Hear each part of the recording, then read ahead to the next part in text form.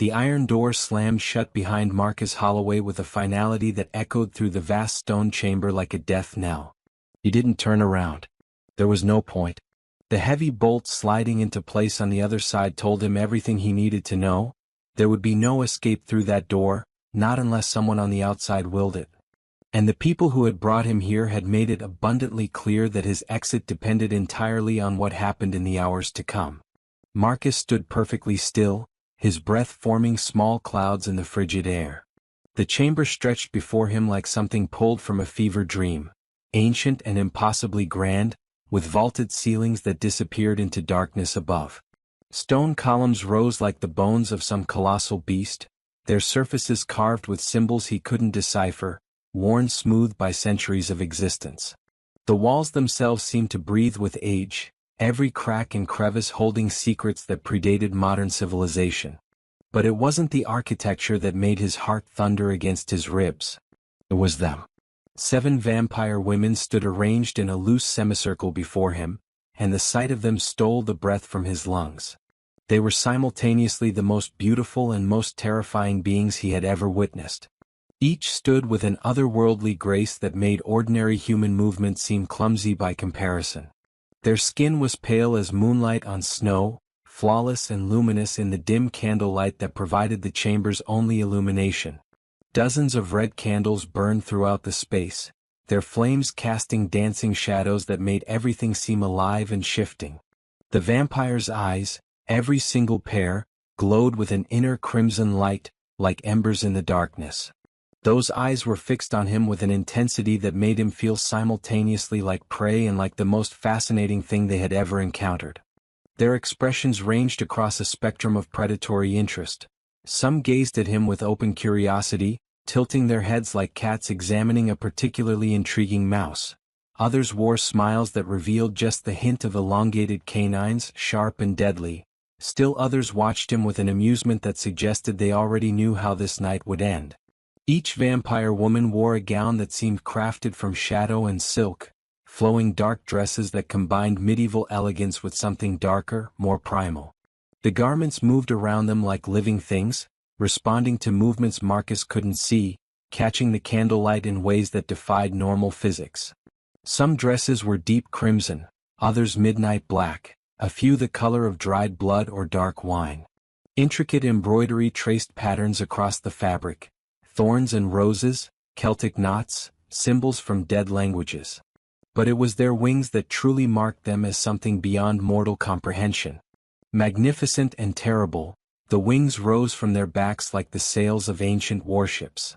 Massive structures of membrane and bone, they spread wide or folded close depending on each vampire's mood. The wings were predominantly dark, black or deep burgundy, but caught the light with an almost metallic sheen like oil on water. Some of the vampires kept their wings partially unfurled, creating dramatic silhouettes that made them appear even larger and more imposing. The wings seemed simultaneously delicate and powerful, capable of both crushing embrace and gentle caress. Marcus realized he had been holding his breath. He forced himself to inhale, to remember the instructions he'd been given by the pale men who had escorted him to this place. Do not run. Do not scream. Do not show weakness, but do not show arrogance. You are not their equal, but you are not their slave. You are an offering. A test. What they do with you depends entirely on how you conduct yourself in the next few hours. Some humans walk out of that chamber. Some do not. The difference is in how they face the darkness. The vampire woman standing at the center of the semicircle took a single step forward. The movement was so fluid it barely seemed to happen. One moment she was standing with the others, the next she was 3 feet closer, as if she had glided across the stone floor without her feet touching the ground. She was, Marcus thought with a strange detachment, the most regal of them all. Taller than the others by several inches, she carried herself with an authority that needed no announcement. Her hair fell in midnight black waves past her shoulders, contrasting sharply with her pale skin. Her dress was the color of fresh blood, with gold embroidery that caught the candlelight and threw it back in warm flickers. A circlet of dark metal rested on her brow, set with a single ruby that seemed to pulse with its own heartbeat. When she spoke, her voice filled the chamber with a richness that made Marcus think of ancient music, of songs sung in the courts of long-dead kings. "A human," she said, and the word carried layers of meaning, curiosity, amusement, hunger, and something else Marcus couldn't quite identify. How delightfully unexpected. "Do you know why you are here, little mortal?" Marcus found his voice, surprised that it came out steady. "I was told I was selected. I was told this was an honor, though no one would explain what kind of honor involves being locked in a room with—" He gestured at them, at their predatory beauty, their inhuman perfection. "With ladies such as yourselves." A ripple of laughter moved through the group, musical and dangerous, like crystal bells with razor edges. "Ladies," one of the vampires repeated, her voice carrying a mocking lilt. She was slender even by their standards, with silver blonde hair that seemed to glow in the darkness. Her wings were a deep purple-black, and she kept them partially spread in a display that Marcus suspected was meant to intimidate. Such quaint terminology. We have been called many things across the centuries, but ladies is among the more amusing. "What would you prefer?" Marcus asked, and immediately wondered if the question was too bold. But the lead vampire, the one with the circlet, smiled, and there was genuine pleasure in the expression. "Boldness? Good. We have no use for cowering, whimpering creatures." She began to circle him slowly, her movements predatory and assessing. The other vampires shifted, adjusting their positions to maintain the semicircle as their apparent leader moved. "You may call us what we are. We are vampires. We are the bloodborne. We are the daughters of eternal night. I am Seraphine, first among this coven, and these are my sisters in darkness." As Seraphine circled him, Marcus forced himself to remain still, to turn his head and follow her with his eyes but not to pivot his entire body like a nervous rabbit. He could feel the weight of all their gazes on him, studying him with an intensity that made his skin prickle. "As for why you are here," Seraphine continued, completing her circle and coming to stand directly in front of him once more, "that is a more complex question than you might imagine. Tell me, Marcus Holloway. Yes, we know your name, we know many things about you. What do you know of our kind? What stories did your human society tell you about vampires?" Marcus swallowed, considering his words carefully. The truth seemed safer than any lie. "Contradictions," he said. "Some stories say you're monsters who drain humans of blood and life. Others say you're cursed beings, tragic and romantic. Some claim you're demons, others say you're just humans with a disease. The scientific community insists you don't exist at all, that you're myth and legend. But I'm standing here, so clearly they're wrong about that last part." Another ripple of laughter, this time with less mockery in it. "Contradictions," Seraphine repeated, seeming pleased by the answer. "Yes. That is more honest than most humans manage. We are all of those things, Marcus. We are monsters, make no mistake about that. We have killed more humans than you could count in 10 lifetimes. We are also tragic, in our way, separated from the daylight, from aging, from the simple mortality that gives human life its sweetness. We are cursed and we are blessed. We are demons and we are simply beings trying to survive in a world that was not made for us." She reached out, and Marcus forced himself not to flinch as her hand, cold as winter stone, touched his cheek. Her fingers trailed along his jawline with a gentleness that seemed at odds with her predatory nature. "But what we are most of all," Seraphine whispered, her face now mere inches from his, her crimson eyes boring into his with hypnotic intensity, "is lonely."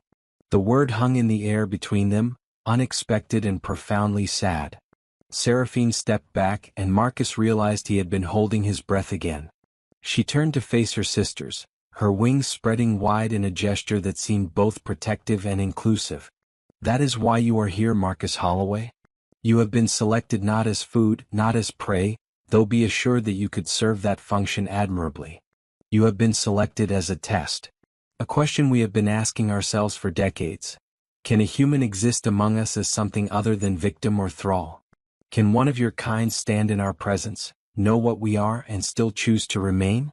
Can we, in turn, resist our most basic instincts long enough to discover if there is another way to exist in this world?" Marcus felt the words settling over him like a weight. He had suspected something like this, though the exact nature of the test had been kept from him. The pale men who had recruited him, human servants of the vampire covens he now understood, had been vague about everything except the danger and the potential reward. If you succeed, they had told him, you will be granted knowledge and protection beyond imagining. You will see things no ordinary human has witnessed and lived to remember. You will stand at the threshold between worlds. If you fail, well, let us simply say that failure is permanent. What exactly does this test entail? Marcus asked, proud that his voice remained steady despite the fear coursing through him. It was a different vampire who answered, one who had been silent until now. She stepped forward from her position in the semicircle, and Marcus noticed immediately that she was different from the others in subtle ways. Her features were softer somehow, less sharp and predatory. Her eyes, while still glowing with that unnatural crimson light, held something that looked almost like compassion. Her wings were smaller than the others, a deep blue-black that reminded Marcus of the sky just after sunset. My name is Lyanna, she said, her voice gentler than Seraphine's though no less musical. And the test is both simple and impossibly complex. You will remain in this chamber with us through the night, from now until dawn breaks over the mountains beyond these walls. During that time we will speak with you, question you, observe you. We will test your resolve, your intelligence, your capacity for understanding things that exist outside human comprehension. And yes, we will test your fear. She moved closer, and Marcus saw a sadness in her eyes that seemed to carry the weight of centuries. We will push you to your limits, Marcus. We will show you aspects of our nature that might horrify you. We will tempt you, challenge you, perhaps even hurt you, though not permanently unless you give us cause. And through all of this you must remain yourself.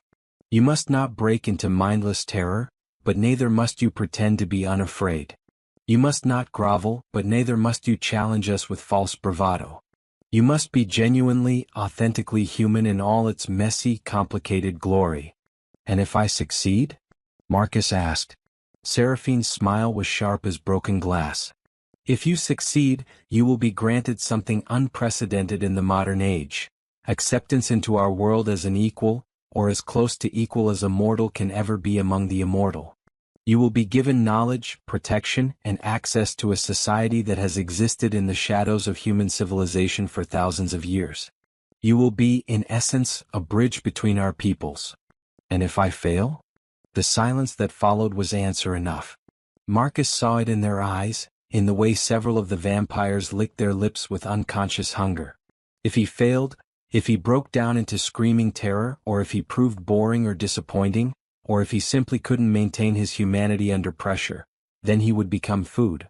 A meal. A footnote in their eternal existence. I understand, Marcus said quietly. When does the test begin? Seraphine's smile widened, revealing more of her fangs. My dear Marcus, she said, her voice rich with dark amusement, it began the moment the door closed behind you.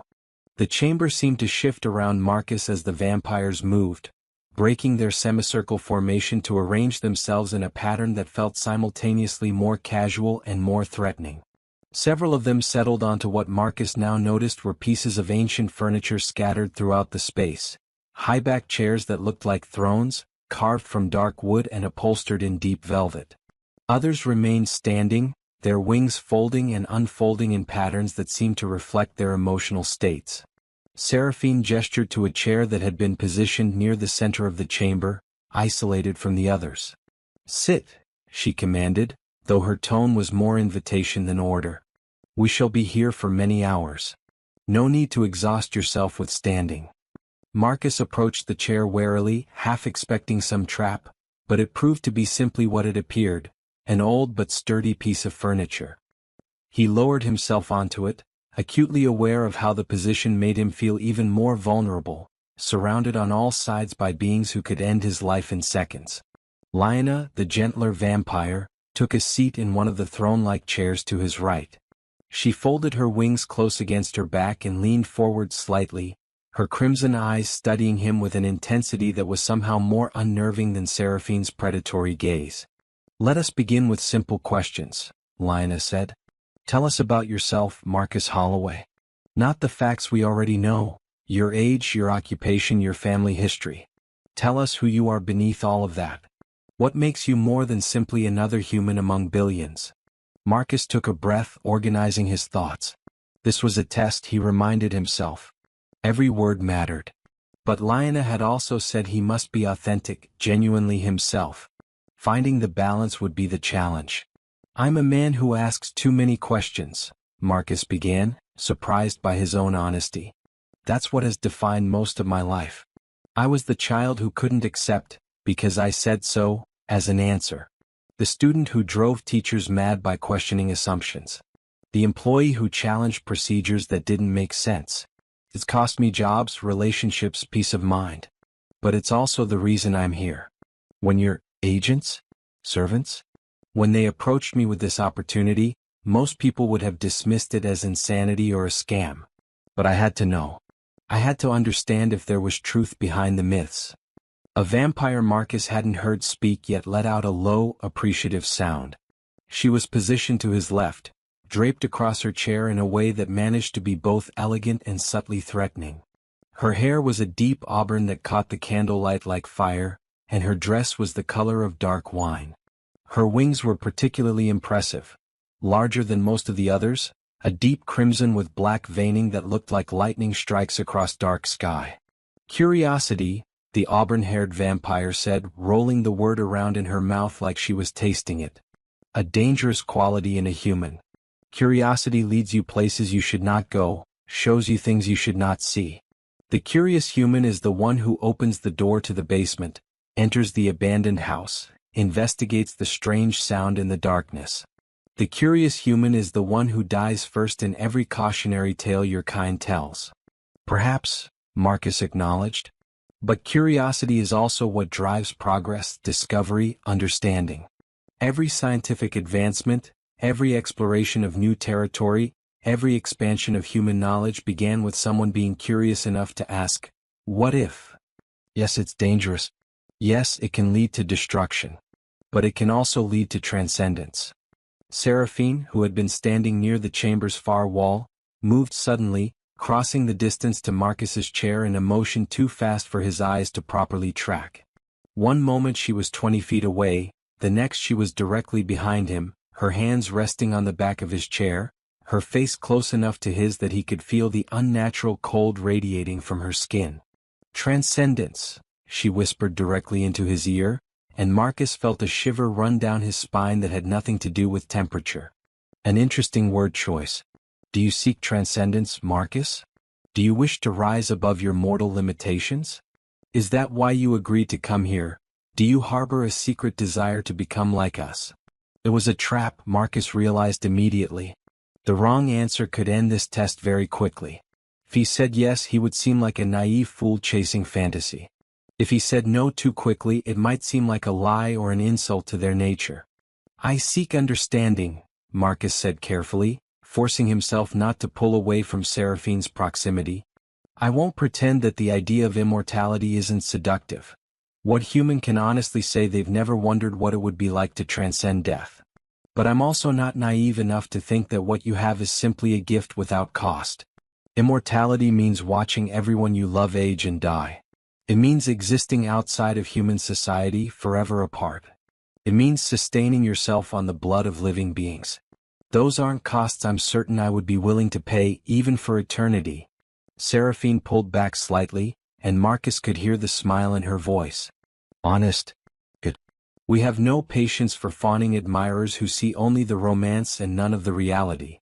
She moved to stand in front of him again, her wings spreading wide in a gesture that filled his entire field of vision. But your answer reveals something deeper. You speak of watching loved ones die as a cost. Tell me, Marcus, who would you mourn? What attachments bind you to your mortal life? The question struck deeper than Marcus had expected. He thought of his sister Emma, 5 years younger, brilliant and troubled in equal measure. He thought of his few close friends scattered across the country, connected now mostly through occasional messages and yearly gatherings. He thought of his parents, both gone now, his mother to cancer 3 years ago, his father to a heart attack just 6 months past. My sister, Marcus said quietly. Emma. She's the only family I have left. We're not particularly close. We went through a difficult period after our parents died, said things we probably shouldn't have. But she's still the person in this world who shares my history, who remembers the same childhood, who understands where I came from.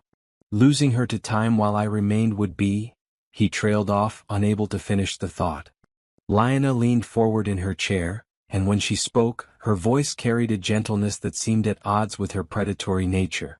Would be unbearable, she finished for him. Yes, we know. Each of us in this chamber has experienced that loss, Marcus. Some of us many times over. She rose from her chair and moved closer, kneeling beside Marcus so that their eyes were level. Up close, he could see details he had missed before, the way her crimson eyes had flecks of gold in them, the faint pattern of veins just visible beneath her pale skin, the way her lips were tinged with the faintest hint of blue, as if she were perpetually cold. I had a sister once, Lyanna said softly. Human like I was human before my transformation. Her name was Catherine and she was everything good in the world, kind, generous, full of laughter. When I became what I am now, I thought I could keep her in my life. I thought I could hide my nature, visit her under cover of darkness, maintain our bond despite what I had become. For a few years it worked. But she aged, Marcus. Every time I saw her, she was older, first barely noticeably, then undeniably. Lines appeared around her eyes. Her hair began to gray. Her movements slowed. And I remained exactly as I had been the night of my transformation, frozen at 23 years old, unchanging, unaging. Lyanna's voice cracked slightly, and Marcus was startled to see what looked like tears gathering in her eyes, though they were the color of blood. The night she died, she was 81 years old. I held her hand as she passed, this ancient woman who had once been my younger sister.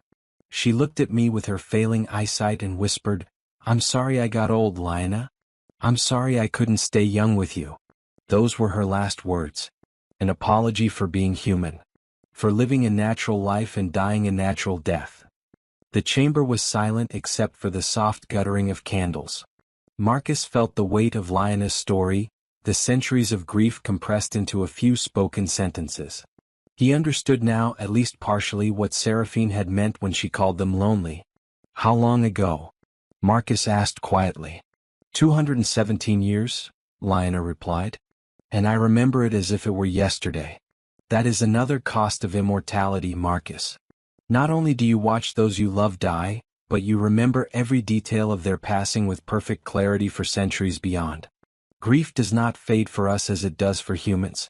It simply accumulates, layer upon layer, until you carry an ocean of sorrow inside you.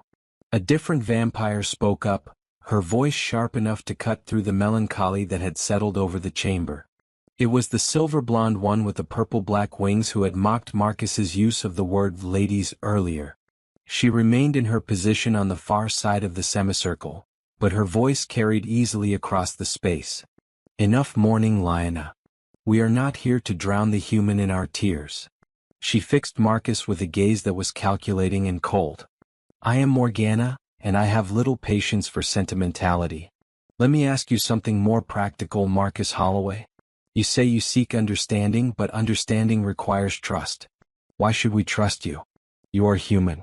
Your kind has hunted us, burned us, driven us into hiding across centuries. Your churches declared us demons. Your governments and secret societies have tried to exterminate us. Your scientists would dissect us if they could capture us. So tell me, what makes you different from the rest of your kind? Why should we believe you wouldn't betray us the moment you leave this chamber?" It was a fair question and a dangerous one. Marcus met Morgana's cold gaze as steadily as he could. "I can't give you guarantees," Marcus said. "I can't prove I wouldn't betray you because proof requires time and consistency, and I'm just a human you met tonight. But I can tell you this, I have no love for the institutions you mentioned. I've seen how governments treat anything they don't understand, with fear and violence. I've seen how religions use the idea of demons to control their followers. I've seen how science can become its own kind of tyranny, reducing everything to data and specimens. I don't represent any of those institutions. I represent only myself. And what I want is not to destroy or exploit or control. I want simply to know, to understand. And if that understanding leads to the possibility of coexistence, of peace between our kinds, isn't that worth the risk of trusting me? Morgana studied him for a long moment, her expression unreadable. Then unexpectedly she laughed, a sharp, bright sound that echoed off the stone walls. Pretty words. Idealistic words. The kind of words humans use before they inevitably disappoint us. But I admire the attempt. She rose from her position and moved closer, her movements liquid and predatory. Let me tell you what I think, Marcus Holloway. I think you believe everything you just said.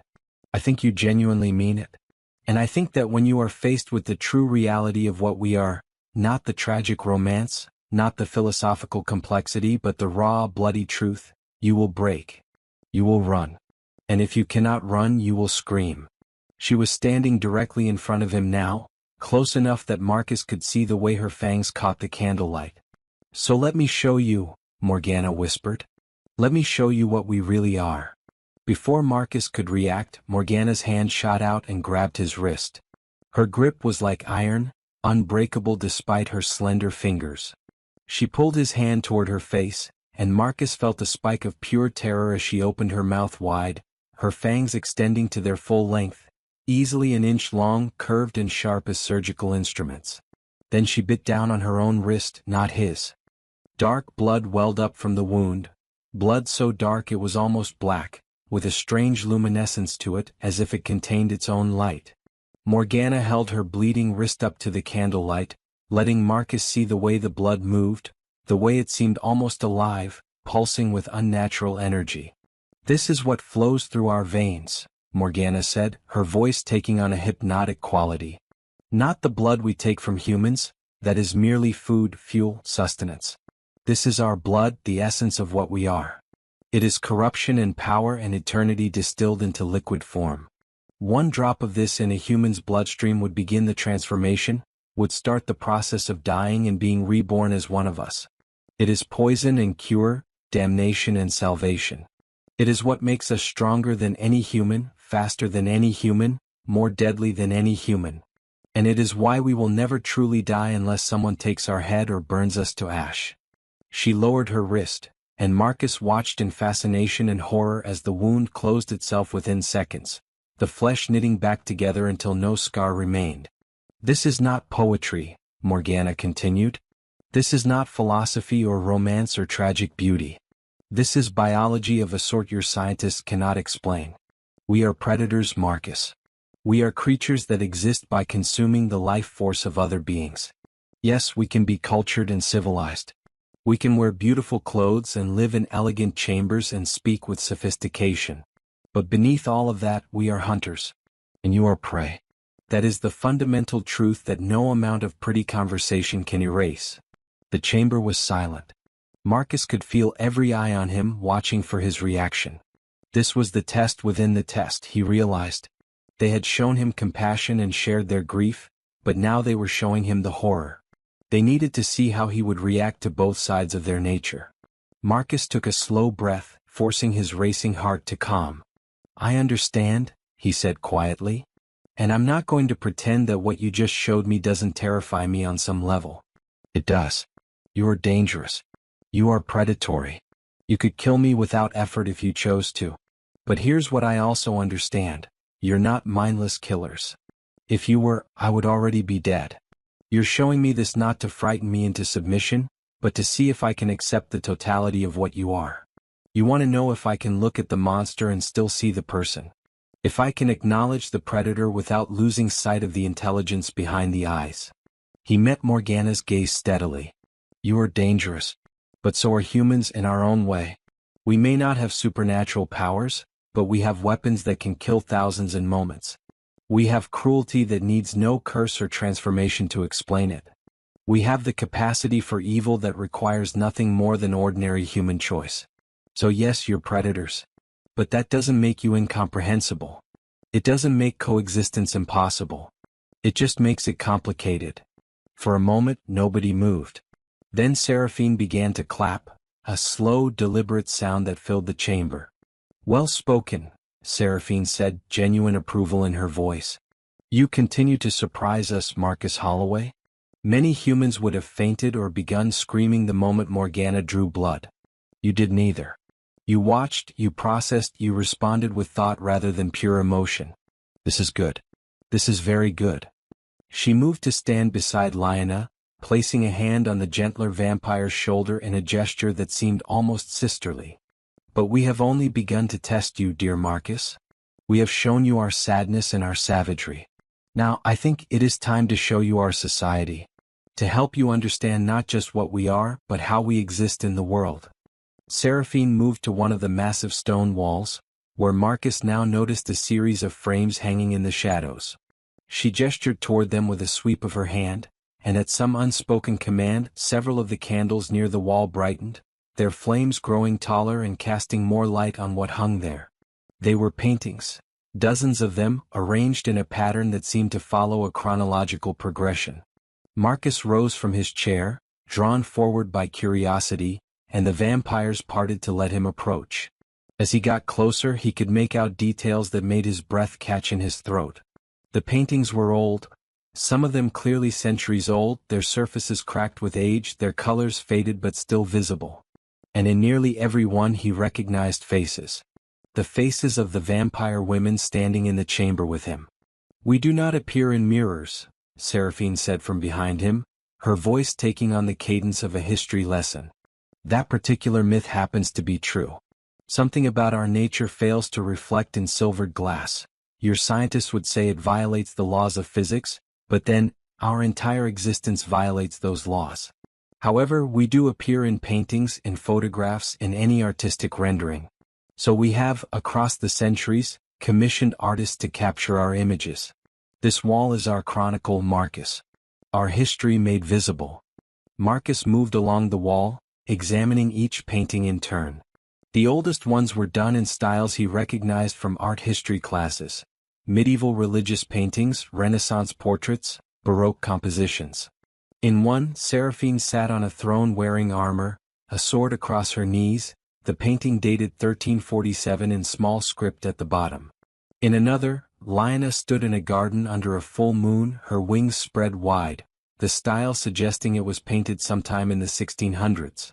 A third showed Morgana in an elaborate dress from the Victorian era, standing beside a fireplace with crimson eyes reflecting the flames. But it was one of the more recent paintings that stopped Marcus in his tracks. It showed all 7 of the vampires in this chamber, arranged around a table covered in maps and documents. The style suggested it was painted in the early 20th century, perhaps the 1920s, judging by certain details in the background. But what struck Marcus was the scene itself.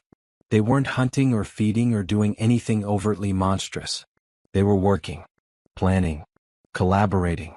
"The Treaty of Warsaw," a new voice said, and Marcus turned to see one of the vampires he hadn't heard speak yet. She was statuesque, with sharp features and hair the color of midnight that she wore in an elaborate braid. Her dress was black as void, and her wings, the largest in the chamber, were a deep brown black that reminded Marcus of volcanic glass. That painting commemorates the night we negotiated peace between 7 vampire covens who had been at war for nearly a century. 200 years of bloodshed ended in that room through diplomacy and carefully crafted compromise. She moved to stand beside Marcus, studying the painting with an expression that might have been nostalgia. "I am Ravenna," she said. "I am the eldest in this chamber, transformed in the year of your Lord 963. I have seen empires rise and fall. I have watched human civilization transform from feudal kingdoms to whatever this modern age of yours considers itself to be. And I have learned that even among predators, perhaps especially among predators, civilization requires more than simple strength. It requires law, structure, order." Marcus looked from the painting to Ravenna. "You have laws?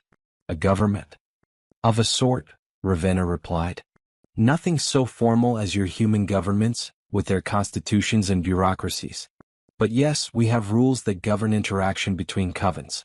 We have territories respected across centuries. We have councils that meet to discuss matters of mutual importance.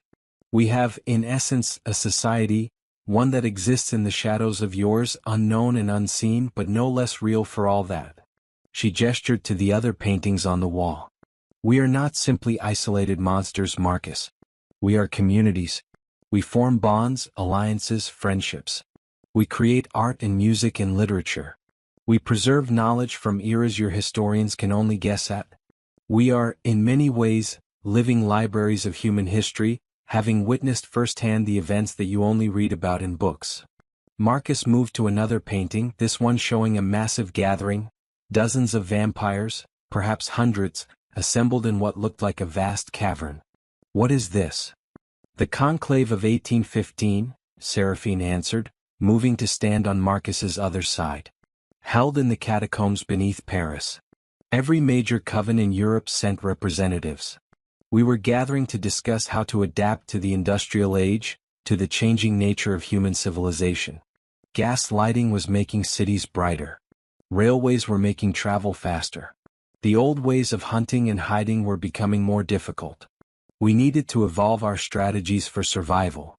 She pointed to one figure near the center of the painted gathering, a vampire seated on a throne-like chair, ancient and terrible in appearance. That is Lord Constantine, one of the oldest of our kind. He argued that we should retreat entirely from human civilization, establish hidden strongholds in remote areas, minimize all contact with your kind. Others argued we should do the opposite. Integrate more deeply into human society, position ourselves within your institutions of power, control from within. What did you decide? Marcus asked, fascinated despite his fear. Compromise as usual, Morgana interjected, her voice dry. Some covens withdrew to isolation. Others, like ours, chose the path of careful integration. We learned to move through human society without being detected. We acquired wealth, influence, resources. We placed our human servants in useful positions. We became, in essence, a secret society operating within your civilization. Marcus thought about the implications of that. How many of you are there? How many vampires exist in the world? Fewer than you might think, Lioness said gently. Fewer than we would like. Vampires are not easily created. The transformation is complex and frequently fails, resulting in death rather than rebirth. And we are not prolific in our reproduction. Creating a new vampire is a serious decision, one that requires approval from coven leadership. Done recklessly, it leads to territorial disputes, resource depletion, and increased risk of exposure. Ravenna nodded. At last count, there are perhaps 3,000 of us worldwide. A number that has remained relatively stable for several centuries. Compare that to nearly 8 billion humans, and you begin to understand the reality of our situation. We are not the dominant species, Marcus. We are an endangered one. The words hung in the air, and Marcus felt his entire understanding of the situation shifting. He had walked into this chamber thinking of himself as prey, as the vulnerable one. But what Ravenna was describing was a different dynamic entirely. A rare and struggling species trying to survive in a world increasingly hostile to their existence. Is that why you're doing this? Marcus asked. This test, this attempt to find a human who can exist among you? Because you need allies? Partly, Seraphine admitted. But it is more complex than simple pragmatism. Yes, we need humans who can serve as bridges, who can help us navigate your increasingly technological world. But we also, she paused, seeming to search for words. We also need connection, Marcus. We need to know that we are not simply predators and prey. We need to know that coexistence is possible not just for survival but for meaning. A fifth vampire spoke for the first time, her voice barely above a whisper but somehow carrying clearly through the chamber. She had been so still and quiet that Marcus had almost forgotten her presence. She sat in one of the high-backed chairs in the deepest shadows, and when she leaned forward into the candlelight, Marcus saw that she was the youngest looking of them all, appearing no older than 17 or 18 at her transformation. Her hair was a pale blonde, almost white, and her eyes held a melancholy that seemed to dwarf even Lioness' sadness. I am Isolde, she said softly. Transformed at the age of 17 400 years ago. I have been a teenager for 4 centuries, Marcus. Frozen in a body that will never age, will never mature beyond this adolescent form. I cannot walk among humans without arousing suspicion. I am too young looking to be taken seriously, yet I carry the knowledge and experience of someone who has lived through centuries. I am eternally caught between child and adult, belonging fully to neither category. She rose from her chair and moved closer, and Marcus could see the profound loneliness in her eyes. For beings like me, connection with humans is even more complicated. Adults see me and think of me as a child. Young people see me and sense something wrong, something that doesn't fit. I am isolated by my own appearance, trapped in a form that prevents genuine interaction. So when Seraphine proposed this test, this attempt to find a human who could truly see us rather than just our surfaces, I was the first to volunteer to participate. Because I need to know if it is possible for someone to look at me and see past the 17-year-old face to the 400-year-old mind. Marcus felt a wave of compassion for this ancient being trapped in a teenage body. I can't imagine how difficult that must be, he said quietly. No, Isolde agreed. You cannot. No human can, because you all age and die within a single human lifetime. You don't understand what it means to be frozen in a single moment forever. But your sympathy is noted and appreciated. The seventh vampire had remained silent through all of this, positioned near the chamber's entrance. She was different from the others in bearing, where they carried themselves with elegance or predatory grace. She had the stance of a warrior. Her muscles were more defined, visible even through her dark dress, and she wore what looked like leather bracers on her forearms.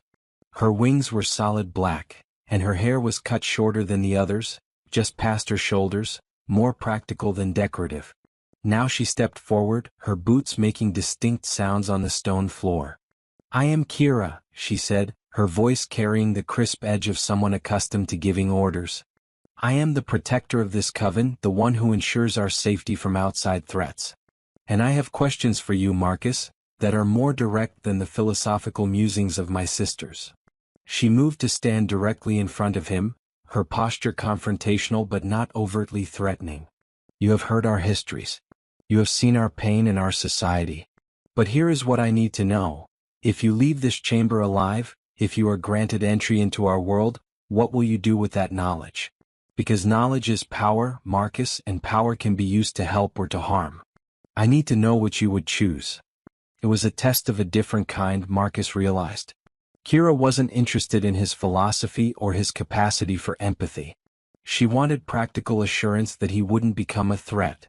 I would use it to build bridges, Marcus said, meeting her gaze steadily. To create understanding between our peoples. To find ways for humans and vampires to coexist without the fear and violence that has characterized the relationship for so long. And I would do everything in my power to protect the secret of your existence from those who would use it to harm you. Pretty words, Kira said, echoing Morgana's earlier skepticism. But words are easy. Actions define us. So let me pose a hypothetical. You leave this chamber. You return to your human life. A month passes and you discover that a vampire, not one of us but another of our kind, has killed someone you care about. Killed them and fed on them and left their drained corpse to be discovered. What do? Do you maintain your commitment to coexistence? Or do you seek revenge? Do you run to human authorities with evidence of our existence? Do you become exactly the kind of threat I worry about? It was a cruel hypothetical, but Marcus understood its purpose. Kira was pushing him to consider the worst-case scenario, to think past the philosophical ideals to the messy reality of what coexistence might actually entail. I don't know, Marcus said honestly. I'd like to say I would maintain my principles, that I would seek justice through proper channels rather than revenge. But I'm not naive enough to claim absolute certainty about how I would react in a moment of profound grief and rage. What I can tell you is this. I understand that any species has individuals who commit terrible acts. If a vampire killed someone I loved, that would be the action of that individual vampire, not proof that all vampires are monsters. Just as I wouldn't condemn all humans because some humans commit murder. Kira studied him for a long moment, her expression unreadable. Then unexpectedly she nodded. That may be the most honest answer anyone has given me in a century. Most would claim they would be perfectly rational, perfectly controlled, never admitting the reality of human emotion. You acknowledge your limitations. That is acceptable. She stepped back and Marcus felt some of the tension leave his shoulders. He was beginning to understand the pattern of this test. Each vampire was probing a different aspect of his character, testing different strengths and weaknesses. Seraphine tested his courage and eloquence. Lina tested his empathy. Morgana tested his ability to face horror. Ravenna tested his capacity for understanding complexity. Isolde tested his ability to see past surfaces. And Kira tested his honesty about his own fallibility. "We have asked you many questions," Seraphine said, moving back to the center of the chamber. "But there is one more topic we must explore before this night can end. One more aspect of our nature that you must understand and accept." She exchanged glances with the other vampires, and Marcus saw something pass between them, some unspoken communication. "We have told you we feed on human blood," Seraphine continued. "We have explained that we are predators. But we have not shown you what that actually means. We have not demonstrated the act itself. And if you are to truly understand us, truly accept us, you must witness this reality." Marcus felt his heart rate spike. "You're going to feed? Here. Now." "Not on you," Lina said quickly, seeing his fear. "We would not take from you without consent, and this test specifically forbids us from feeding on you regardless. But yes, we must show you. We have a volunteer, a human servant who has offered his blood willingly. And you must watch. You must see what we are when we feed, and you must decide if you can accept that reality." Marcus took a shaky breath. This, he understood, was perhaps the most critical part of the test. It was one thing to discuss predation in abstract terms. It was another thing entirely to witness it. "All right," he said, his voice steadier than he felt. "Show me." A door that Marcus hadn't noticed before, concealed in the shadows between two pillars, swung open with a low groan. From the darkness beyond emerged two figures. Another vampire, male this time, serving as escort, and a human man who walked with steady steps despite obvious nervousness. The human was perhaps in his 40s, with graying hair and the build of someone who had once been athletic but had softened with age. He wore simple clothing, dark trousers and a loose shirt, and his neck was bare, exposed in a way that seemed deliberate. But what struck Marcus most was the expression on the man's face. He wasn't terrified. He was calm, almost serene, like someone approaching a religious ritual they had performed many times before. The male vampire who had escorted him was tall and lean, with features that could have been carved from marble. He wore clothing that was simpler than the elaborate dresses of the female vampires, black trousers and a dark shirt, but he carried himself with the same otherworldly grace. His wings were smaller than the female's, a deep gray-black, and his eyes glowed with the same crimson light. "This is Thomas," the male vampire said, his voice a deep baritone that resonated through the chamber. "He has served our coven for 12 years, providing blood when needed in exchange for protection, knowledge and compensation. He volunteers for this demonstration of his own free will." Thomas nodded, his gaze moving across the chamber to meet Marcus's eyes. "It's true," he said, and his voice was surprisingly strong. "No one coerced me. No one used mental manipulation or threats. I choose this arrangement because it serves both my needs and theirs." Marcus stared at Thomas, trying to process this. "You choose to let them feed on you? Regularly?" "Monthly," Thomas confirmed. "Each feeding takes roughly a pint of blood, no more than a standard blood donation. Less, actually, than what medical blood drives request. I recover fully within a few weeks, aided by supplements and excellent nutrition that the coven provides. In exchange, I receive a generous income, access to knowledge and experiences no ordinary human could dream of, and the protection of beings far more powerful than any human security service." He smiled slightly, and Marcus was struck by how genuine it appeared. "I was dying 12 years ago. Cancer, stage 4, given 6 months to live. The coven found me, offered me an alternative. A small amount of vampire blood, administered carefully under controlled conditions. Not enough to transform me, but enough to halt the cancer's progression, to heal the damage. In exchange, I would serve them, provide blood when needed, maintain their properties, run errands in the daylight hours they cannot navigate. I took the deal. 12 years later, I'm healthier than I was at 30. The cancer never returned. Marcus looked from Thomas to the vampires, his mind reeling. You can heal humans? Without transforming them? In limited ways, Ravenna answered. Our blood is powerful, Marcus. In large quantities, it kills humans and then remakes them as vampires. In tiny quantities, administered by those with expertise, it can heal injuries, cure diseases, extend life to a degree. Thomas is not immortal, he will age and die eventually. But we have added years to his life and health to his days. It is one of the few gifts we can offer to humans who serve us faithfully. Seraphine moved to the center of the chamber, her presence commanding attention. Thomas has agreed to allow us to feed from him tonight so that you may witness what this actually entails. But first, I must ask you directly, Marcus. Do you consent to watching this? We will not force you. If you cannot bear to witness it, you may turn away, though understand that doing so will affect how we evaluate your performance in this test. Marcus thought about it. Every instinct screamed at him to refuse, to close his eyes, to not witness what was about to happen. But he had come this far. He had committed to understanding these beings in their totality. Turning away now would be a failure of courage and conviction. I consent to watch, Marcus said, his voice firm despite his fear. Seraphine nodded approvingly. Thomas, you may choose who feeds from you tonight. That is your right as volunteer. Thomas looked across the assembled vampires, his gaze thoughtful. Then he gestured to Lyanna. I choose you, milady. You're always the gentlest. Lyanna rose from her chair with fluid grace, her expression showing both gratitude and something like sadness. She approached Thomas slowly, giving him time to change his mind, but he stood steady. When she reached him, she placed one hand gently on his shoulder, a gesture that seemed almost comforting. Are you ready, Thomas? She asked softly. I am, milady. Lyanna looked over her shoulder at Marcus. Watch carefully, she said. Not just with your eyes but with your full attention. What you are about to see is intimate and necessary. It is not torture. It is not murder. It is a transaction between beings who have negotiated terms and found mutual benefit. Keep that in mind. Then she turned back to Thomas, and her crimson eyes began to glow brighter. The light intensified until it seemed to fill the chamber, pulsing with hypnotic rhythm.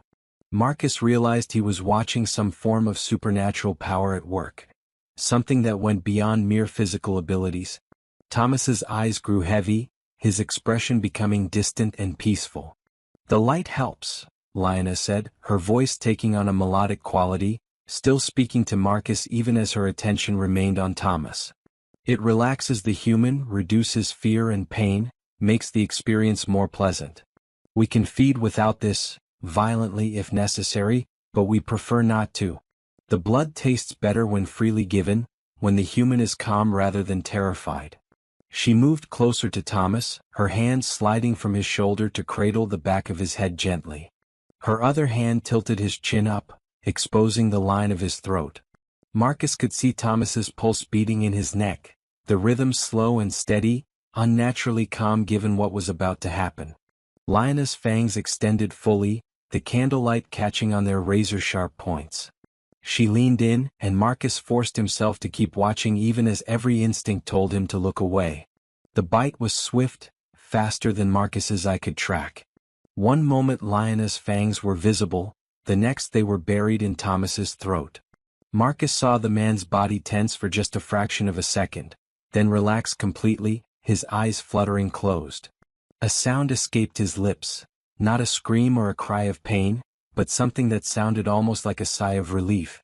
Lyanna's throat moved as she drank, her wings spreading slightly in what Marcus recognized as an expression of satisfaction or pleasure. The feeding itself was quieter than he had expected. No grotesque slurping sounds, no evidence of struggle. It was almost peaceful in a surreal way. Thomas stood completely still, his breathing deep and even, his expression one of almost meditative calm. The other vampires watched with varied expressions. Some looked hungry, their eyes fixed on the feeding with obvious desire. Others looked away as if giving Lyanna privacy for an intimate moment. Kira watched with professional detachment, her expression neutral, while Isolde watched with something that looked like envy. though whether she envied Lyanna's ability to feed or Thomas's ability to participate in the ritual, Marcus couldn't tell.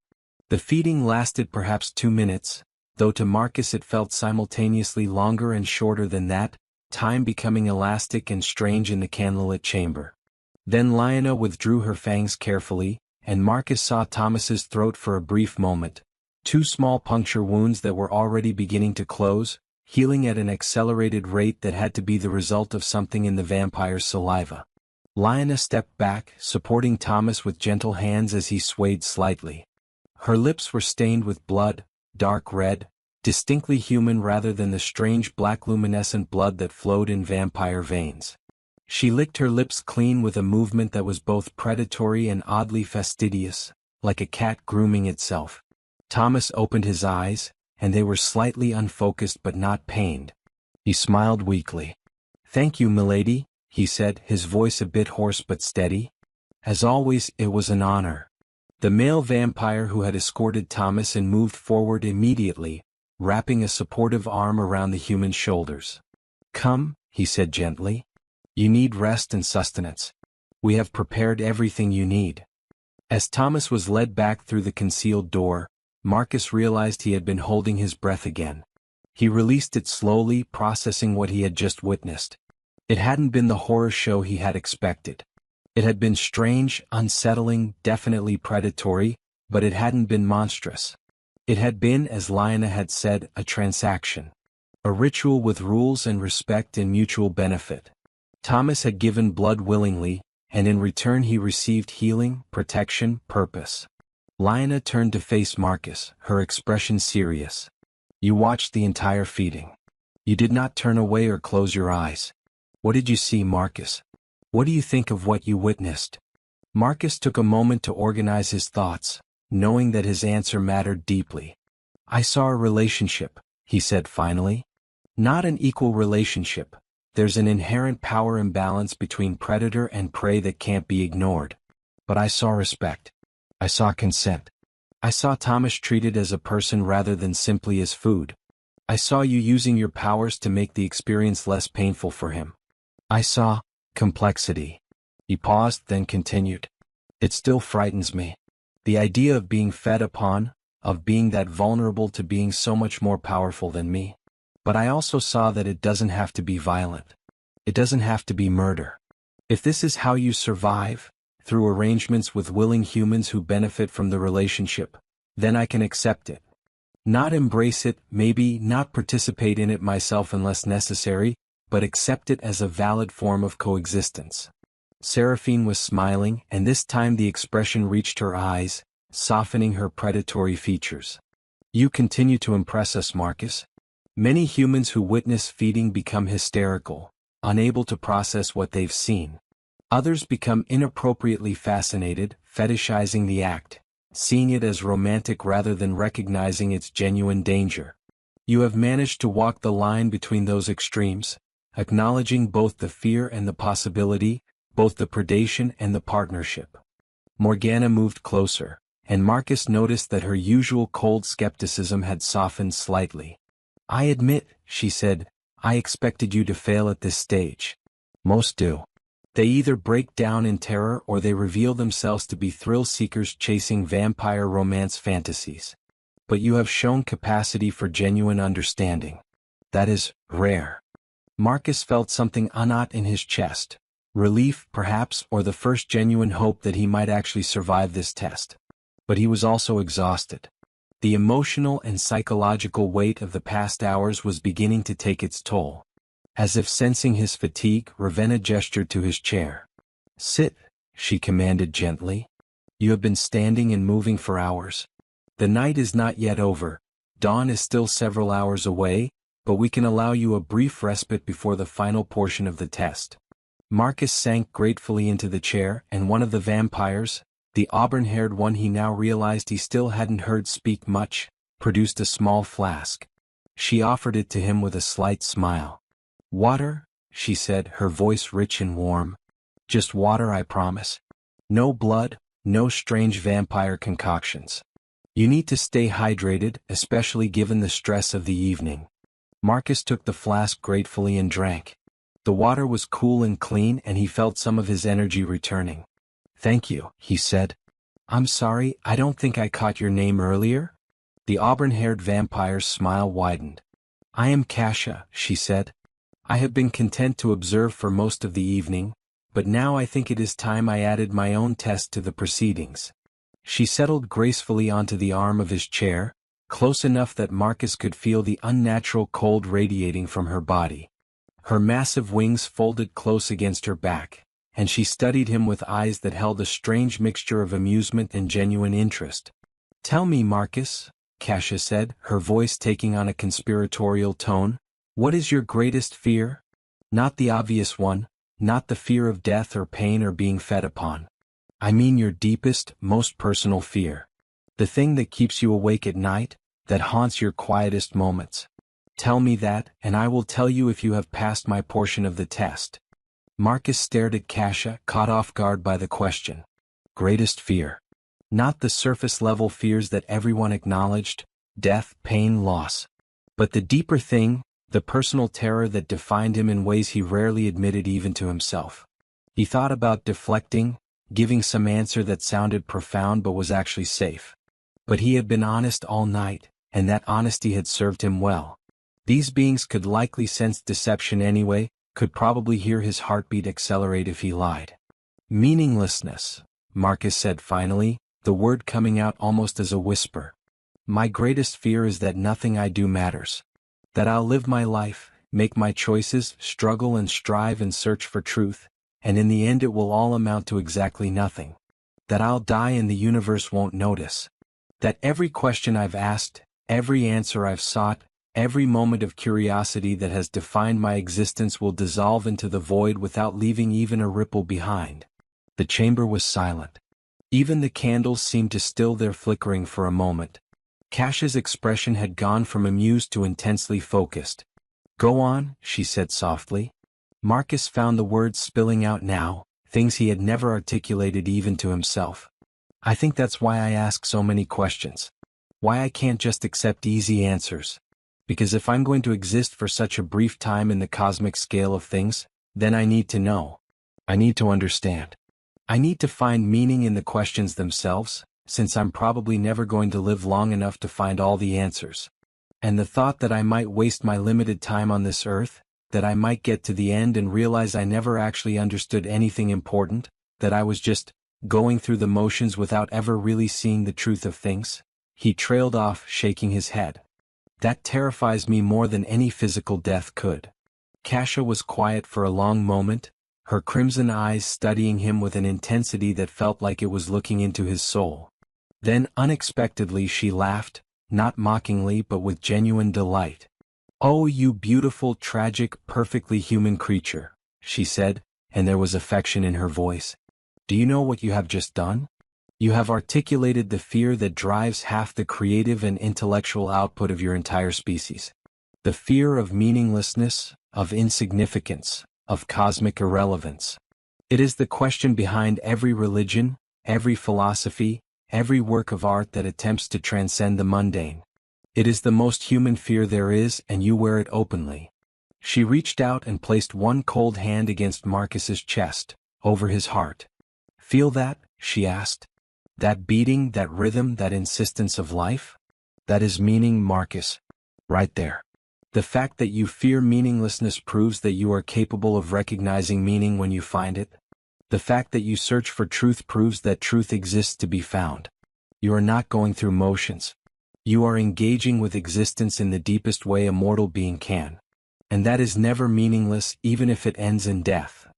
Marcus felt something breaking open inside him.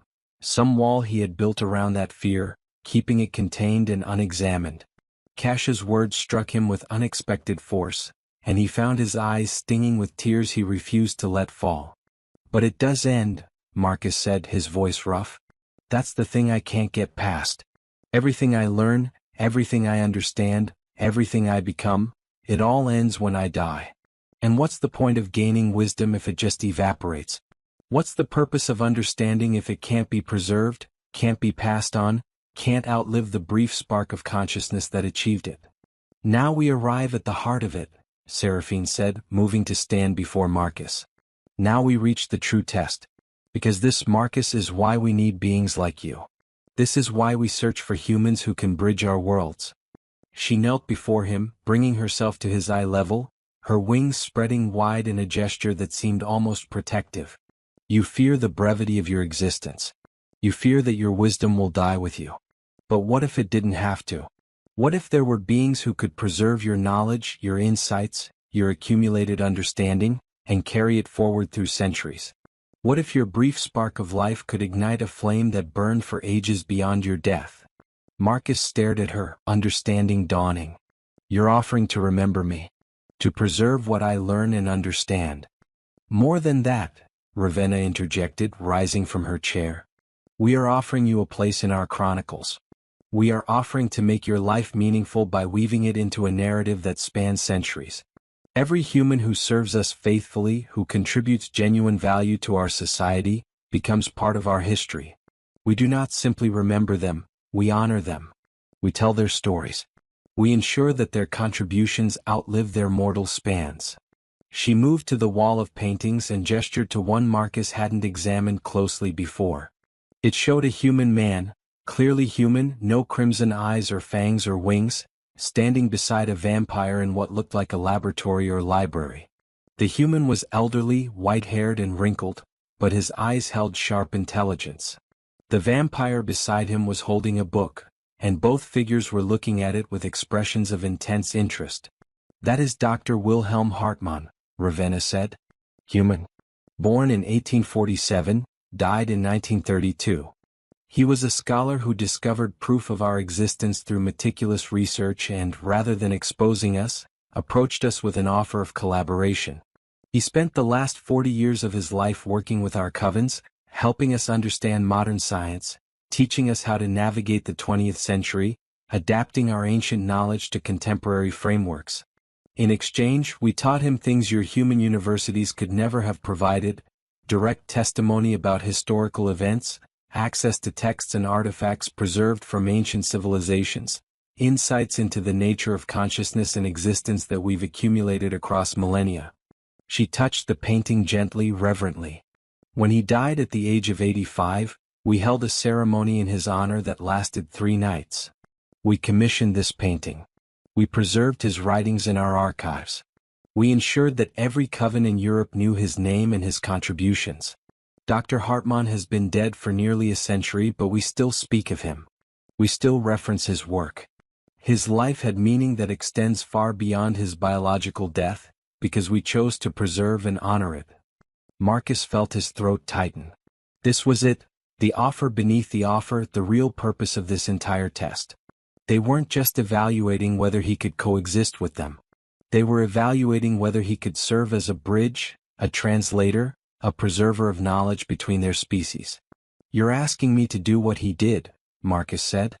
To serve as a liaison. To help you navigate the modern world while learning from you about the ancient one. We are offering you that opportunity, Seraphine corrected. Whether you accept is your choice. This test was designed to determine if you have the capacity for such a role, the courage, the intelligence, the emotional resilience, the philosophical flexibility. You have demonstrated all of those qualities tonight, Marcus. You have exceeded our expectations in nearly every category. So now the question becomes, what do you want? It was the question Marcus had been avoiding, the one he hadn't let himself fully consider. What did he want from this encounter? What was he hoping to gain or achieve? I want what I've always wanted, Marcus said slowly, working through his thoughts as he spoke. I want to understand. I want to know things that others don't know, see things that others don't see, comprehend truths that others miss entirely. I want my life to matter, to have impact beyond my limited years. I want, he paused, then finished with quiet intensity, I want meaning. Real, lasting, undeniable meaning. The kind that survives death. Isolde moved forward, and when she spoke, her young voice carried the weight of her 4 centuries of existence. That is what we can offer you, Marcus. Not immortality, we will not transform you, will not make you one of us unless you explicitly request it someday far in the future, and even then it would require extensive consideration and approval. but we can offer you a life of profound meaning. We can offer you knowledge that no university grants, experiences that no ordinary human can claim, impact that resonates through centuries. We can offer you the certainty that when you die, you will be remembered and honored by beings who do not forget.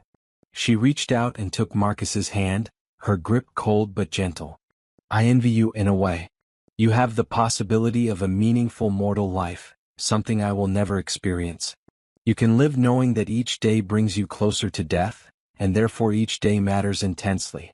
We immortals struggle with that. When you have infinite time, individual moments lose their preciousness. But you can experience both the intensity of mortal existence and the legacy of immortal remembrance. That is a rare and precious combination. Marcus looked around the chamber at these 7 impossible beings, each of them so different yet bound together by centuries of shared existence. He thought about everything he had witnessed this night, their pain and their predation, their society and their loneliness, their power and their vulnerability. He thought about what they were offering and what it would cost. If I accept, Marcus said carefully, what exactly would my life look like? What would you expect from me? Kira, ever practical, answered. You would maintain your human life on the surface, your job, your home, your relationships with other humans. We would not sever you from your own kind, that would be counterproductive and cruel. But you would also have a secondary existence, a nightlife if you will. You would meet with us regularly, perhaps weekly, perhaps more often depending on needs and circumstances. You would serve as an advisor on contemporary human society, helping us navigate technologies and social changes we don't fully understand. You would learn from us. We would teach you history, philosophy, supernatural lore, survival skills. You would eventually be trusted with significant responsibilities, perhaps managing human servants, perhaps representing us in dealings with other supernatural entities, perhaps conducting research on topics of mutual interest. And you would be protected, Morgana added. Any who tried to harm you would answer to this entire coven and our allies. You would have resources at your disposal that wealth alone could never purchase. You would have access to knowledge that scholars would kill to obtain. And yes, you would have the certainty that your life and work would be preserved and honored after your death. But you would also be taking risks, Lyanna said, her voice carrying a note of warning. Association with us makes you a target for vampire hunters, for rival covens, for supernatural entities that might try to use you against us. You would be learning secrets that could endanger you if they fell into the wrong hands. You would be living a double life, keeping huge truths hidden from most of the humans you interact with. You would be accepting a burden of knowledge that cannot be unlearned, cannot be forgotten, cannot be shared with those outside our circle. Marcus absorbed all of this, weighing the costs against the benefits. He realized exactly what he had always wanted. A life of meaning and purpose, access to hidden truths, the chance to bridge worlds and preserve knowledge. But it was also dangerous, complicated, isolating in its own way. I need to ask one more question, Marcus said. What happens if I say no? If I decide this isn't what I want, that I can't accept the risks or the responsibilities? Do I leave this chamber alive? Seraphine's expression was unreadable. That depends, she said.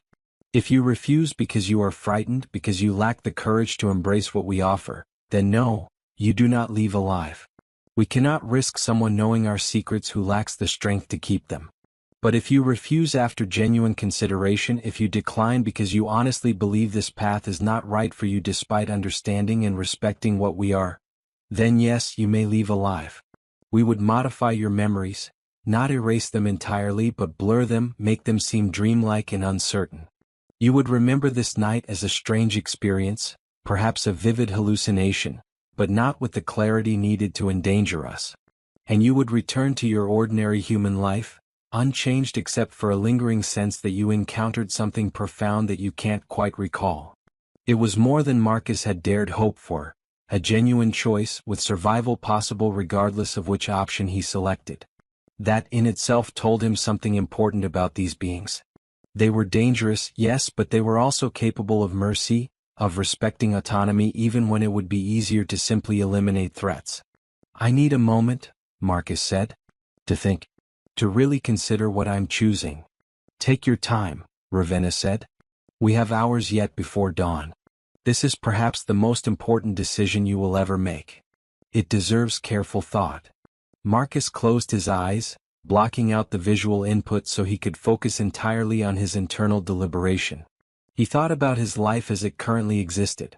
His job as a researcher at a small think tank, studying social trends and writing reports that maybe a few hundred people would ever read. His small apartment with its overflowing bookshelves. His handful of friends who thought he was too intense, too questioning, too unwilling to just relax and enjoy life. His sister Emma, with whom he barely spoke anymore after their arguments about their parents' estate and what they represented. It was a fine life. A safe life.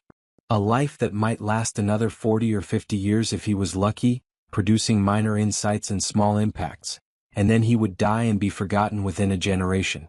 Now he thought about what was being offered: danger and knowledge, risk and meaning, a double life that would be exhausting and exhilarating in equal measure. He would be forever changed, forever different from ordinary humans. He would carry secrets that would isolate him from those who couldn't know. He would live knowing that beings who fed on human blood considered him valuable enough to protect. But he would also matter. His work would have impact. His insights would be preserved.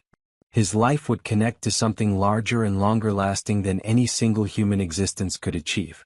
And wasn't that what he had always wanted? Hadn't he spent his entire life preparing for exactly this kind of opportunity, even without knowing it existed? Marcus opened his eyes and looked at Seraphine. I accept, he said, his voice clear and steady. I accept your offer.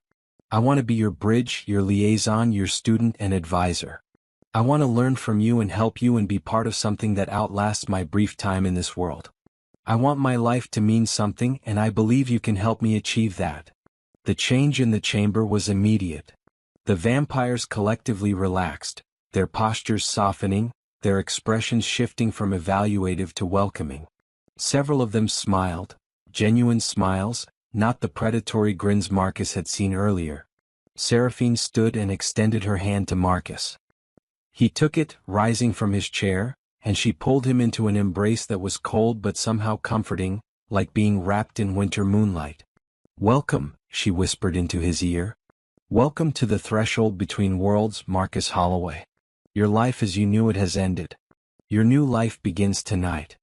Seraphine released Marcus from the embrace but kept one hand on his shoulder, a gesture that felt both ceremonial and genuinely warm. She turned to address the other vampires, her voice taking on a formal quality that reminded Marcus of ritual pronouncements. Marcus Holloway has passed our trials. He has demonstrated courage in the face of fear, compassion in the face of predation, honesty in the face of danger, and wisdom in the face of complexity. He has witnessed the feeding and not broken. He has heard our histories and not dismissed them. He has seen our nature, both beautiful and terrible, and chosen to stand with us regardless. By the old laws and the ancient traditions, I declare him accepted into our circle. He is to be granted the title of Threshold Walker, one who stands between our world and the human world, belonging fully to neither but connected to both. The other vampires responded in unison, their voices creating a harmony that seemed almost musical, so witnessed, so acknowledged, so sealed. Marcus felt a shiver run through him, not of cold or fear but of something else. Recognition, perhaps, that something profound had just occurred, that he had crossed a boundary that could never be uncrossed. Ravenna moved forward, producing from somewhere within her dark dress a small leather-bound book. The volume was clearly ancient, its cover cracked with age, its pages yellowed. She opened it to a page near the back, where Marcus could see names written in various hands, spanning what looked like different centuries based on the evolution of handwriting styles. This is the Chronicle of Bridges, Ravenna explained. Every human who has served as a liaison between our coven and the mortal world is recorded here. Some served for only a few years before death or retirement. Others served for decades. All are remembered, all are honored. Your name will now join theirs. She produced a pen, modern, Marcus noted, not some ancient quill, and offered it to him. Write your name, she instructed. In your own hand. Make your mark in our history. Marcus took the pen with trembling fingers. The page before him showed perhaps 20 names, the most recent dated 1987, over 35 years ago. Had it really been that long since the coven had found someone suitable? The weight of that realization settled over him even as he bent to write. Marcus Holloway, he inscribed carefully, and then the date, November 17, 2024. As he lifted the pen from the page, he saw something extraordinary. The ink seemed to shimmer for a moment, taking on a faint luminescence before settling into normal black. The effect lasted only a second or two, but all the vampires saw it and nodded with satisfaction. "The book acknowledges you," Lionel said softly. "It is bound with old magic, designed to recognize truth. If you had written your name without genuine commitment, the ink would not have taken. But you wrote with true intent, and the book accepted you." Ravenna closed the volume carefully and tucked it away. "Now," she said, "we must establish the practical terms of your service. This is not slavery, Marcus. You are not our thrall or our prisoner. You are our partner in this endeavor, and as such you have both rights and responsibilities." Kira produced a rolled parchment, actual parchment, Marcus noted, not paper, and spread it on a nearby table. The document was covered in flowing script that looked handwritten in multiple languages. "This is the covenant," Kira explained. "A contract, if you will, outlining the terms of your relationship with this coven. It was drafted centuries ago and has been refined over time to protect both parties. I will summarize the key points, and you may ask questions before you accept." She began reading, her voice crisp and professional. "First, secrecy. You will not reveal the existence of this coven or any vampire to any human without explicit permission from coven leadership. This protection extends even under duress. If you are captured or tortured or coerced, you are expected to die rather than betray us. In exchange, we will ensure that you have resources and training to avoid capture, and we will make every effort to rescue you should you be taken." Marcus nodded slowly. That was harsh but understandable. "Agreed," he said. Kira continued, "Second, availability. You will make yourself available to the coven at minimum once per week, more often if urgent situations arise. We understand that you have a human life and human responsibilities, and we will work around those when possible. But the coven's needs take priority in matters of genuine importance. In exchange, you will be compensated generously, a stipend that will allow you to reduce your regular work hours if you choose, giving you more time for your duties to us." "How generous is generous?" Marcus asked, deciding to be practical. Morgana smiled slightly. "We are very old, Marcus, and we have accumulated considerable wealth across centuries. You will receive the equivalent of a comfortable six-figure salary, adjusted for inflation annually, deposited into accounts we will establish for you. Enough that you need never worry about money again, enough that you can pursue your interests and research without financial constraint." Marcus felt his eyes widen. That was far more than he had expected. "Agreed," he said. "Third," Kira went on, "loyalty. You will not serve any other vampire coven or supernatural entity without our permission. You will not play us against rivals or use knowledge gained from us for purposes that would endanger or disadvantage us. In exchange, we will grant you the same loyalty. We will not use you as a pawn in political games without your knowledge, will not sacrifice you for convenience, will not betray your trust." "Agreed." Fourth, education and training. We will teach you what you need to know to survive and serve in this role. You will learn our history, our laws, our capabilities and limitations. You will be trained in self-defense, both mundane and supernatural. You will be given access to our libraries and archives. You will learn at least one dead language, probably Latin, so that you can read historical documents. In exchange, you will dedicate time and genuine effort to these studies. This is not optional. Ignorance in our world gets people killed. That actually excited Marcus rather than concerned him. "Absolutely agreed." Fifth, boundaries. You will not be required to kill for us, nor to engage in activities that fundamentally violate your moral code. We understand that humans have ethical limits and we will respect those. However, you must understand that we will sometimes do things you find morally problematic. We are predators, we do feed on humans, we do occasionally kill when necessary. You do not have to participate, but you also may not interfere or pass judgment. In exchange, we will not force you to witness or participate in activities that would traumatize you unnecessarily. Marcus thought about that. Could he really stand aside while beings he was allied with did things he might consider wrong? But then he had already watched Lyanna feed. He had already accepted that vampires were predators. This was simply acknowledging reality. Agreed, with the understanding that we may need to negotiate specific situations as they arise. Kira nodded. Acceptable. That flexibility is actually written into the covenant. Sixth and finally, termination. If at any point you wish to leave this arrangement, you may request release. Such requests are not automatically granted.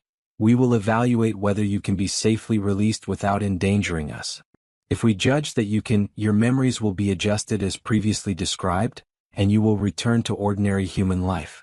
If we judge that you cannot be safely released, well, let us say that you should be very certain before entering this arrangement that you wish to see it through. That was the dark undercurrent, Marcus realized. This was a commitment that might last the rest of his life. Leaving might not be an option once he learned too much, became too valuable, knew too many secrets. But he had already decided. He had already chosen this path. I understand, Marcus said. I agree to all terms as described. Seraphine stepped forward again. Then there is one final element to the covenant.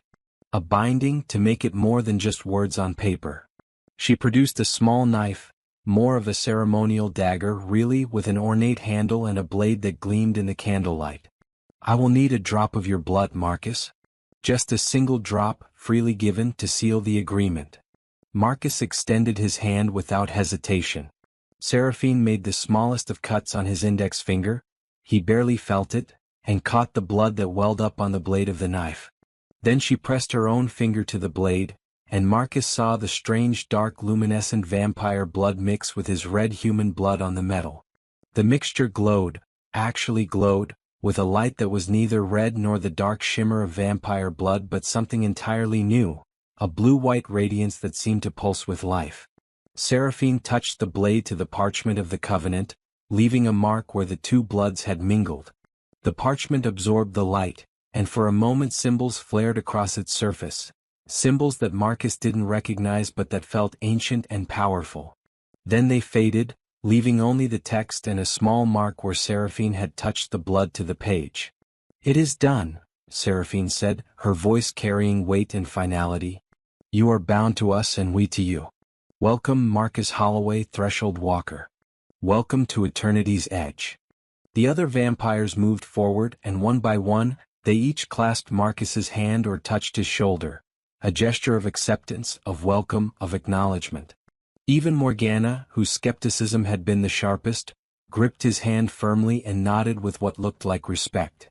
When they had all greeted him, Lyanna smiled gently. You must be exhausted, she said. You have been tested and pushed and challenged for hours. The night is nearly over, dawn will break in less than an hour. We should return you to your human life so that you may rest. Marcus realized she was right. He was exhausted, running on pure adrenaline at this point. The emotional and psychological weight of the night was catching up to him now that the immediate danger had passed. What happens next? Marcus asked. Tomorrow night or the next time we meet, what do I do? Seraphine gestured, and one of the concealed doors opened.